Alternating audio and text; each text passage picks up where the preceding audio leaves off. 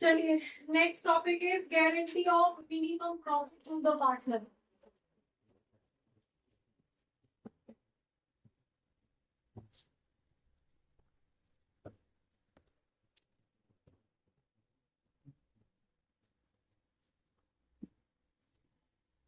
ये भी ध्यान रखना है कि गारंटी किसको मिल रही है, पार्टनर को मिल रही है या फर्म को मिल रही है। कई बार फर्म को भी, आगे आपका लास्ट में क्वेश्चन होगा जिसमें फर्म के प्रॉफिट की गारंटी दी जाएगी कि फर्म को इतना प्रॉफिट फॉर श्योर होगा, और अगर फर्म को इतना प्रॉफिट नहीं हुआ तो कंपनसेट मैं करूंगा।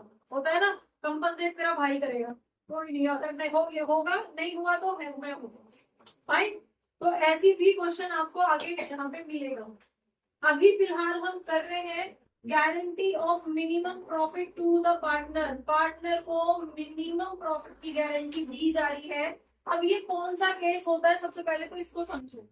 ऐसा क्या केस है, अभी तक आपने इतने सारे टॉपिक्स किए, आईओटी, आईओडी, आपने अप्रोप्रिएशन किया, वहां पे अभी तक जितने भी क्वेश्चंस किए हैं हर जगह आपने देखा कि पार्टनर्स का या तो कोई स्पेसिफाइड रेट डिसाइडेड था, PSR profit sharing ratio decided था, और नहीं तो फिर वहां पे कुछ ना कुछ, अगर नहीं दिया है तो हम इक्वल डिवाइड कर रहे थे प्रॉफिट को। एनी हाउ सारे पार्टनर्स का रेशो वहां पे दिया गया था। किसी पार्टनर को कोई स्पेशलाइज्ड ट्रीटमेंट नहीं मिला था, सब पार्टनर इक्वल थे, सब पार्टनर अपने रेशो में प्रॉफिट या लॉस को शेयर कर रहे थे। देन अब यहाँ से कोई ऐसे पार्टनर्स होंगे जिनको अगर आप अपनी फर्म के अंदर ऐड कर लेते हो तो या तो आपके फर्म का आउटपुट बढ़ जाएगा, इंक्रीज हो जाएगा, ठीक है, या फिर कुछ ना कुछ आपके फर्म की वैल्यू में कोई ना कोई तो एडिशन होगा। इसीलिए आप उसके पीछे लगे हो, भाई हमारे फर्म में पार्टनर बन जा, हम तुझे इतना प्रॉफिट फॉर श्योर देंगे, तो हमारे ऑफिस में आके काम भी मत करियो, बस तेरा नाम हमारे फर्म से जुड़ जाएगा तो हम तुझे इतना प्रॉफिट फॉर श्योर देंगे। ये वो वाली कुछ स्पेसिफिक कंडीशन है, या कुछ ऐसी स्पेसिफिक किसी स्किल्स के वजह से आपने उस बंदे को, उस नए इंसान को आपने पार्टनर बना दिया। ठीक है, तो हमारा पार्टनर बन जा, क्योंकि तुझे वो स्किल आती है। अब फर्म को चाहे प्रॉफिट हो चाहे लॉस हो, कुछ भी हो, थोड़ा प्रॉफिट हो, ज्यादा प्रॉफिट हो ना हो, कोई भी सिचुएशन हो, लेकिन तुझे हम इतना प्रॉफिट हर साल देंगे ही देंगे। ठीक है, तो ये सिचुएशन आपकी यहाँ पे आएगी, और ये सिचुएशन या तो किसी वजह से आएगी, एनी हाउ फर्म को कोई ना कोई वैल्यू एडिशन हो रहा होगा। तो हम यहाँ इकोनॉमिक टर्म में नहीं जा रहे हैं, हम इस टॉपिक के अंदर सिर्फ ये कैलकुलेट करेंगे कि अगर किसी पार्टनर को किसी प्रॉफिट की गारंटी दी गई है तो उसकी कैलकुलेशंस क्या होंगी। अब यहाँ पे पॉइंट आएगा कि अगर एक पार्टनर को सपोज प्रॉफिट की गारंटी दी गई है, जो भी 50,000, 1 लाख रुपए, जिसकी भी गारंटी मिली है, अगर सफिशिएंट प्रॉफिट पार्टनर ने कमा लिया, फर्म ने कमा लिया, और उसकी उस हिस्से में उतना पैसा आ गया जितना उसको गारंटी दी थी, फिर तो कोई दिक्कत है ही नहीं। सपोज 50,000 की गारंटी दी थी और उसके शेयर के हिसाब से 50,000 उसके हिस्से में आ गए, कंपनी का इतना प्रॉफिट था कि उसके हिस्से में इतने पैसे आ, तो इशू कैलकुलेशन में जैसे अब तक हो रही थी वैसे ही रहेगी। पॉइंट कहाँ पे आएगा, मेनली टर्न अप कहाँ पे होगा, कि जहां पे पार्टनर्स को गारंटी दी गई है और फर्म का प्रॉफिट कम है, उसके हिस्से में इतना प्रॉफिट नहीं है।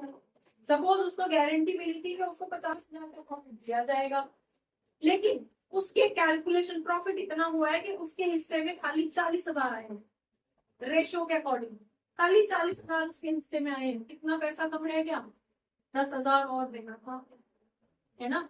तो ऐसे केस में ये जो 10,000 कम रह गए इसको बोलेंगे हम डेफिशिएंसी।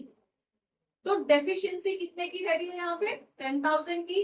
अब इस 10,000 को कहाँ से पूरा किया जाएगा, इंडेमनीफाई कौन करेगा, उसके लिए हम अगेन क्वेश्चन पे देखेंगे कि क्वेश्चन में क्या बोला गया है। अगर कुछ भी नहीं बोला कि अगर इन केस ऑफ डेफिशिएंसी कौन उसको कंपनसेट करेगा, ऐसा कुछ बोला नहीं गया क्वेश्चन में, तो ऐसे केस में फर्म कंपनसेट करेगी। और फर्म फिर किस बेसिस पे कंपनसेट करेगी, जो बाकी दोनों का रेशो था। सपोज सी को गारंटी मिली है, ए और बी का अपना कोई रेशो रहा होगा, तो अगर वो इक्वल रेशो रहा है ए और बी का, तो वो जितने भी डेफिशिएंसी रही है वो इक्वल इक्वल पैसा उसको कंपनसेट करेंगे। 10,000 की डेफिशिएंसी है तो बराबर बराबर 5,000 ए देगा, 5,000 बी देगा। इस तरह से उनके प्रॉफिट में से 5,000 कम हो जाएगा और वो 10,000 इकट्ठा करके किसको दिया जाएगा, सी को दिया जाएगा। तो सी के 50,000 पूरे हो जाएंगे। भाई समझ में आ गया। अगर ऐसी फॉर्म में अगर क्वेश्चन में दिया गया है कि ए ने गारंटी ली है, ए ने गारंटी दी है सी को कि अगर जो भी सिचुएशन होगी तेरा 50,000 पूरा करेंगे और अगर कोई डेफिशिएंसी आई तो तेरा भाई बैठा है, मैं दूंगा तुझे 10,000 जो भी बचेगा। अब ऐसे केस में ये पूरे के पूरे 10,000 फिर कौन कंपनसेट करेगा, ए के हिस्से में से निकालोगे और सी को दोगे क्योंकि ए ने गारंटी होगा। समझ में आ गया। यही अगर बी ने गारंटी ली होती तो बी कंपनसेट करेगा, फिर ए के हिस्से में कोई चेंजेस नहीं आएंगे। सेम मैनर में अगर ए ने गारंटी ली तो बी के हिस्से में कोई चेंज नहीं आएगा। ए के हिस्से में से 10,000 निकालेंगे और सी को पकड़ा देंगे। समझ में आ गया। ठीक है। अब पॉइंट आता है अगर लॉस हो गया तो, इन केस लॉस है फर्म को और उस भाई साहब को तो 50,000 की गारंटी दे रखी है और पता चला 30,000 का लॉस हो गया फर्म को, तो ऐसे केस में अब क्या होगा, गारंटी एग्जीक्यूट होगी या नहीं होगी, गारंटी फॉर श्योर एग्जीक्यूट होगी क्योंकि उसको आप प्रॉफिट या लॉस शेयर करने के लिए नहीं लाए थे, उसको तो आप बोल के लाए थे, प्रॉमिस करके लाए थे भाई तेरा 50,000 देंगे ही देंगे। तो फर्म को एक तो 30,000 का लॉस हो गया प्लस 50,000 की उसको गारंटी दे रखी है, तो फर्म का टोटल लॉस कितना होगा, फर्म का टोटल लॉस 80,000 होगा और सी को तो 50,000 मिलने ही मिलने हैं, बचे कौन, ए और बी। अब ये दोनों भाई मिलके इस 80,000 के लॉस को उठाएंगे। समझ में आ गया, आपस में शेयर करें। क्लियर हो गया। तो ये डिफरेंट डिफरेंट केसेस होंगे जो आप यहाँ पे समझोगे करोगे इस क्वेश्चन के अंदर। तो हम कोई एक एग्जांपल इसका ले लेते हैं। कौन सा क्वेश्चन तुम बताओ, 92 वाला कराओ। 92 वाला करा दो एकदम से, वो समझ नहीं आया। चलो एक पहले छोटा करा देती हूँ फिर 92 तुम्हारे लेवल तक जाने में पहले इन बच्चों को वो लगेगा। एक बेसिक कराती हूँ पहले फिर 92 वाला कराऊंगी। ठीक है। चलो पहले बेसिक वाला कोई क्वेश्चन ले लो। 81 ले लो। 81 एबीसी पार्टनर्स है, 4:1 रेशो है, 4:2:1 इनका रेशो है। सी को profit for the year would not be less than 75, मतलब कि 75,000 की गारंटी मिली है सी को। Correct start. चलो क्वेश्चन नंबर है 81। अब इसके अंदर ए बी और सी पार्टनर्स है, इनका पीएसआर 4:2:1 है। अब सी को जो है वो गारंटी मिली है नॉट लेस देन 75,000 की, 75,000 इसको मिलेंगे ही मिलेंगे। प्रॉफिट फॉर द ईयर हुआ है 3,15,000, 3,15,000 का प्रॉफिट हुआ है। अब आपको यहाँ पे बताना है कि किसके हिस्से में कितना प्रॉफिट आएगा। तो प्रॉफिट हम बोल रहे हैं 3,15,000 का प्रॉफिट अमाउंट यहाँ पे हुआ है। ठीक है, करना स्टार्ट करते हैं। बताओ जरा, ये प्रॉफिट है, कोई आईओसी या कोई भी नहीं, एडजस्टमेंट तो कोई दे ही नहीं रखी है, सिंपल एक क्वेश्चन दे रखा है, सिंपल प्रॉफिट दे रखा है और प्रॉफिट को इस पीएसआर में डिस्ट्रीब्यूट करना है। चल रही है। देन अब इसको हम यहाँ पे 4:2:1 के लिए बताओ जरा किसके हिस्से में कितना आएगा, कितना 4:1 7। तो 7 से जब हम इसको डिवाइड करेंगे 3,15,000 को 7 से डिवाइड कर दो तो हमारे पास वैल्यू कितना आएगा, 7 जा 28 देन 35 75,000। तो 75,000 के हिसाब से सी के हिस्से में तो ऑलरेडी 75,000 आ रहे, ये तो क्वेश्चन ही पलट गया। इसके हिस्से में 75 ऑलरेडी आ गए तो एडजस्टमेंट की जरूरत ही नहीं पड़ेगी। ठीक है।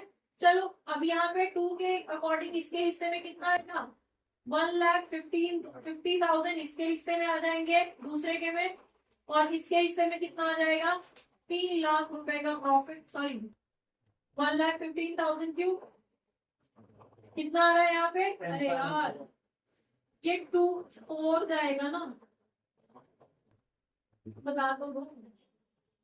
चलो यहाँ पे कितना आ रहा है 45,000 आ रहे हैं, इसको डिवाइड करके 7 से डिवाइड करके, तो 45,000 के हिसाब से इसका 45,000 इसके हिस्से में आ रहे हैं, यहाँ पे 90,000 इसके हिस्से में आ रहे हैं, और यहाँ पे कितना हो जाएगा 90 90 180 180 इसके हिस्से में है। क्लियर? तो बाकी होगा तो जो है ठीक है, हमें मेनली फोकस किस पे करना है, इस पे करना। इस भाई को जो गारंटी मिली थी क्या इसके हिस्से में आ गया वो पैसा? नहीं आया। तो यहाँ पे शो हो रहा है डेफिशिएंसी कितने की, डेफिशिएंसी गारंटी कितना था 75,000 मिला है, इसके हिस्से में आया है 45, तो डेफिशिएंसी कितने की नजर आ रही है यहाँ पे 30,000 की डेफिशिएंसी नजर आ रही है क्वेश्चन के अंदर। क्लियर? अब पॉइंट इज कि अब इस 30,000 को कौन भरेगा? क्वेश्चन में अगेन वापस देखो, क्या किसी स्पेसिफिक पार्टनर ने गारंटी ली है? ए ने गारंटी ली है, बी ने गारंटी ली है। जब उन्होंने नहीं लिया तो कौन कंपनसेट करेगा? फर्म कंपनसेट करेगी। और जब फर्म कंपनसेट करेगी तो किस रेशो में? फर्म इन दोनों के रेशो में कंपनसेट करेगा, 4:2, मतलब कि 2:1। ठीक है, तो इस 30,000 को डिवाइड कर दोगे किस रेशो में? 4:2 रेशो में। डिवाइड कर दो, कितने में करोगे? अगर हम इसको शॉर्ट कर ले तो 2:1 आए। ठीक है, इसको हम 2:1 भी लिख सकते हैं। ठीक है, तो 2:1 के अकॉर्डिंग 30,000 को से डिवाइड करेंगे 10,000, तो एक बंदा ये ए जो है वो कितना पे करेगा? वो 20,000 20,000 पे करेगा। ठीक है, और बी के हिस्से में से कितने पैसे काटे जाएंगे? है जी 10,000, 10,000 रुपीज बी के हिस्से में से काटे जाएंगे। इस तरह से ये 30,000 रुपए पूरे किए जाएंगे और ये मिल जाएंगे इस भाई को ऐड करने को। यहाँ तक कोई इशू? इसका हो गया पूरा। अब इफेक्ट किस किस पे पड़ा है? ये जो 180 इसके हिस्से में आ रहे थे वहां से कितने कम हो गए? 20,000। तो ए का शेयर कितना रहेगा? ए का शेयर जो रहेगा 180 पहले आया था इसके हिस्से में, उसमें से 20,000 उसने सी को देने पड़ गए, तो टोटल कितना रहेगा? 1,60,000 यहाँ पे रहेगा एक साथ। बी का हिस्सा बता दो, बी का शेयर कितना रहेगा? कितना आया था पहले? 90 आया था उसके हिस्से में, उसमें से 10,000 देने पड़े उसको, तो 80,000 रुपए उसका अब शेयर होगा जो उसको पैसे मिलेंगे। और नेक्स्ट सी का शेयर, वो भाई तो प्रॉफिट एंड लॉस शेयर करने के लिए आया ही नहीं था, उसको तो गारंटी मिली, तो वो तो अपना सिंपल शेयर लेगा। पहले 45 आए थे उसके हिस्से में, लेकिन दोनों ने 30,000 मिलके और दे दिए, तो फाइनली उसका जो डिसाइडेड अमाउंट था वो उसको मिल। इस तरह से करके हम यहाँ पे कैलकुलेशन